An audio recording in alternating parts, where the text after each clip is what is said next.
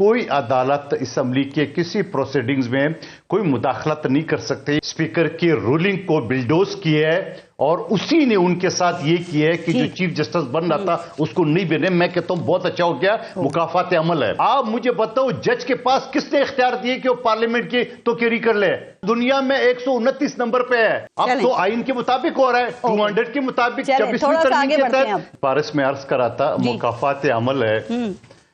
Justice Mohsin पिछले assembly में तो इन्हें पार्लियामेंट का बिल पास हुआ और खुदा की कसम कह रहा हूं कि अगर उसी दिनों में वो कंप्लीट पास होता तो सबसे पहले मैं रिकमेंड करता जस्टिस मोहसन अख्तर कियानी साहब के खिलाफ तो इन्हें पार्लियामेंट का नोटिस। अच्छा। और उसकी वजह यह है कि असम्बली रूल्स, शायद खटक साहब जानते होंगे, असम्बली के रूल्स 9 ये कहता है कि कोई अदालत असम्बली के किसी प्रोसीडिंग्स में कोई मुदाखलत नहीं कर सकते, उनके चीफ जस्टिस। मंदोखेल साहब एक सेकंड को ओवरऑल बात की है, अब आप लड़वाएंगे दो इदारों को, आप लड़वाना चाह रहे हैं दो इदारों को, वो सेटिंग जज है मंदोखेल साहब।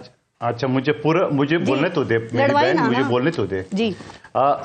जस्टिस मोहसन अख्तर कियानी साहब से 4 लाख मुलाजमीन के अपने कलम के जरिए शहबाज शरीफ साहब के प्रिंसिपल सेक्रेटरी तोकीर शाह, जो कि रिटायरमेंट के बाद भी उसको एक्सटेंशन दिया है, और मैं ये मुकाफात अमल ये कि जस्टिस मोहसन अख्तर कियानी साहब ने जिसकी हिदायत पे असम्बली के प्रोसीडिंग्स को, स्पीकर की रूलिंग को बिल्डोज किया है और उसी ने उनके साथ ये किया है कि जो चीफ जस्टिस बन रहा था उसको नहीं बने। मैं कहता हूं बहुत अच्छा हो गया, मुकाफात अमल है। दूसरी बात ये कि वो जो तोइने पार्लियामेंट का बिल पास है वो किस खेत की मूली है, वो कब इस्तेमाल होगी, वो कहां इस्तेमाल होगी? स्पीकर तो बड़े जबरदस्त बातें कर रहे हैं असम्बली के सीट पे बैठ के, मगर वो जो तोइने पार्लियामेंट का बिल है वो कहां है? वो क्या इन ब्यूरोक्रेट्स के खिलाफ, क्या इन जजेस के खिलाफ इस्तेमाल नहीं होना चाहिए? देखो, आसमान से कोई भी नहीं उतरा है।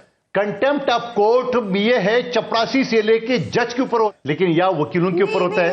इस्लामाबाद हाई कोर्ट में वकीलों की जिस तरह बेइज्जती होती थी मैंने अपने आंखों से देखा है। और आप पाकिस्तान के किसी भी हाई कोर्ट में चले जाए, 5 मिनट बैठे आप देखिए वहां कितनी बेतुकेरी बेइज्जती वकीलों की होती है। मैं सब जजेस की बात नहीं करूं, बहुत सारे नहीं भी करते हैं। पार्लियामेंट में तनकीद नहीं हो सकती, ये तनकीद और तौहीन में क्या फर्क है? पार्लियामेंट में तनकीद नहीं हो सकती, और क्यों नहीं हो सकती?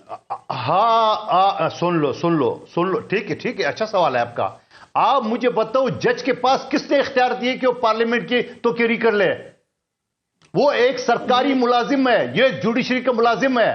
वो आवाम के मुंतखब लोगों को, चाहे फॉर्म 45 हो या 47 हो, उनके ऊपर कोई कमेंट्स करने का हक नहीं है। उन्होंने कहा रियासत के सारे सुतून कोलैप्स कर गए हैं। आज नहीं कह रहा हूं, पिछले हफ्ते में ये सोशल मीडिया पे देख चुका हूं। उन्होंने अदलिया को भी कहा, उन्होंने कहा रियासत के सारे सुतून कोलैप्स कर गए हैं, सिर्फ पार्लियामेंट की बात नहीं की उन्होंने। हाँ, ना वो क्या होता पारिस, वो चीफ जस्टिस नहीं बन सका।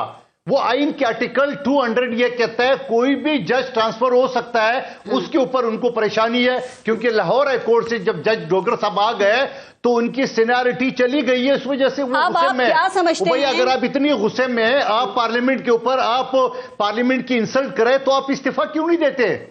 अच्छा, आप इस्तीफा क्यों नहीं देते? ठीक, क्या मैं माजी के सारे पेंडोरा बॉक्स खोल दूं कि एक फर्द वाहिद सूबे का चीफ जस्टिस जो ना वो अपने लोगों के नाम रिकमेंड करते थे और जज बन जाते थे?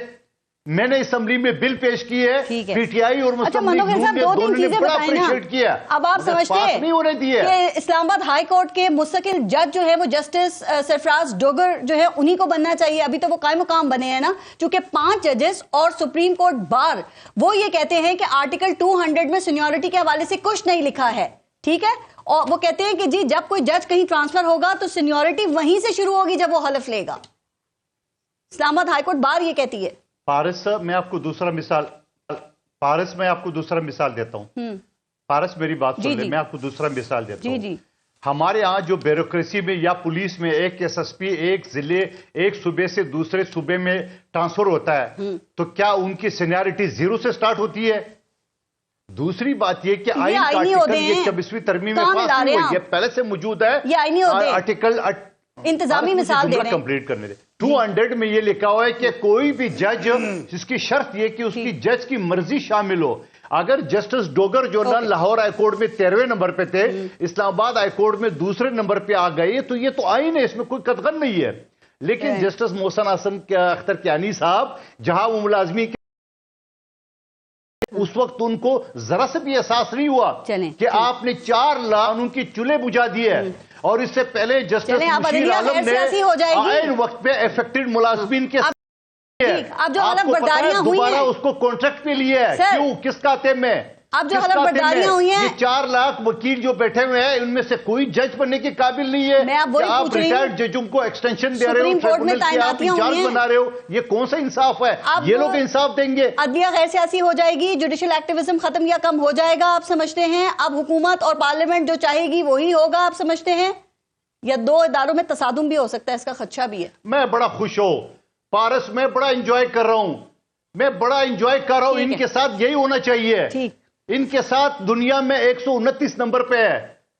اب تو آئین کے مطابق ہو رہا ہے، 200 کے مطابق 26ویں ترمیم کے تحت، جہاں شاہد خٹک صاحب کی پارٹی نے بھی قبول کیا ہے، جہاں ان کے رؤوف حسن صاحب نے کہا یہ مسودہ ہے ہمارا ہے، جہاں گور خان صاحب نے کہا کہ مسودہ ٹھیک ہے، خان صاحب کو ہم نے دکھانا ہے، تو یہ تو سب کا متفقہ مسودہ ہے، اس میں کوئی ایک پارٹی کا تھوڑی یہ مسودہ. اور اب جب پاس ہو گیا اور آپ کو ابھی لگ رہا ہے کہ یہ اب پہلی بات یہ کہ پہلے سے چیف جسٹس جو نا وہ لسٹ بیٹھتے تھے، اب تو تمام پارٹی پہ پی ٹی آئی نے بھی اپنے نام دیے، جسٹس منصور علی شاہ صاحب نے اپنے نام دیے، پارٹی نے بھی دیے، نون لیگ نے سب نے دیے. وہ بہتر تھا جو فرد روایت کرتا تھا، یہ جو سب مل کے کر رہے ہیں یہ زیادہ بہتر ہے. آپ کے خیال میں 9 مئی کر کے ان کو کیا فائدہ ملا ہے سر؟ اور آپ کو لگتا ہے کہ اپوزیشن کا کوئی گرینڈ الائنس بننے جا رہا ہے؟ اور دوسری بات گورنر پنجاب کا بھی بتائیے گا کہ وہ آپ کی لیڈرشپ کی منظوری کے بغیر اس طرح کے بیانات دے سکتے ہیں؟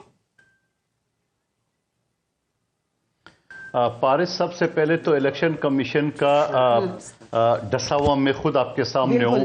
3800 پہ مصطفیٰ کمال کو ڈکلیئر کیے، میرے 42,000 ووٹ تھے، ٹھیک ہے، اور میں جو آپ کو پروگرام میں دکھاتا رہے. دوسری بات میں ایک جملہ مجھے کہنے دے، شاہد خٹک صاحب ہمیں چور چور کہتے، خود ان کا لیڈر چوری کے کیس میں سزا یافتہ بیٹھا ہوا ہے. ہمیں تو چور کہتے تھے، ہم پہ تو دہلا ثابت نہیں ہو، خود ان کے اوپر ایک نہیں کئی چوری کے کیس ہے. تیسری بات جو احتیاط کی آپ بات کریں، آپ کو پتا ہے شاہد خٹک صاحب ان کی وزیر اعلیٰ نے مزدور پشتین کے ساتھ 11 اکتوبر کو ایک معاہدہ کیا تھا جو 2 مہینے کے اندر اسمبلی کے اندر وہ قانون سازی کریں گے، وہ اس کو بھول گئے. محمود خان اچکزئی کو احتیاط کا سربراہ بنا ہے اس کی مذاق اڑانے سے پہلے، اور اس کے بعد اس کا کیا اشر کر دیا. پھر مولانا صاحب کے پیچھے پڑ گئے گالی گلوچ کے بعد. پھر مولانا صاحب نے کیا کیا، اس کے انہوں نے کہا کہ انہیں مذاکرات کی، ہم سے پوچھا نہیں ہے. آج اسمبلی میں، آج سینٹ میں کامران مرزا صاحب ان کے خلاف بول پڑے ہوئے، آج کی تاریخ کی بات بتا رہا ہوں.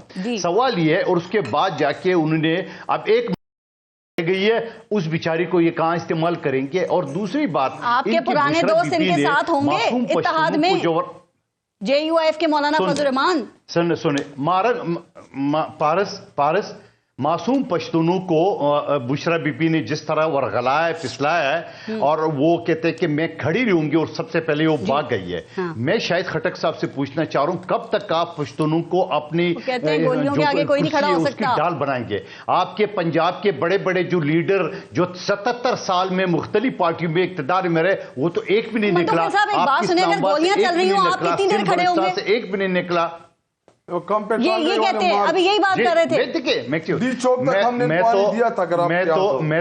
تو پارس مجھے بولنے دے. شاہد خٹک صاحب تھوڑا مہربانی کر لیں، میں نہیں بولا آپ کی طرف. میں آج بھی پی ٹی آئی کو یہ کہتا ہوں، پارس اگر میں شاہد خٹک صاحب کو ایک خط لکھوں وہ جواب نہیں دے، میں دوسرے کو جواب نہیں دے، تیسرے پہ وہ کہتے ہیں میں نے مندوخیل کا خط پڑھنا ہی نہیں ہے. اس سے زیادہ بےزتی اور کیا ہو سکتی ہے میری؟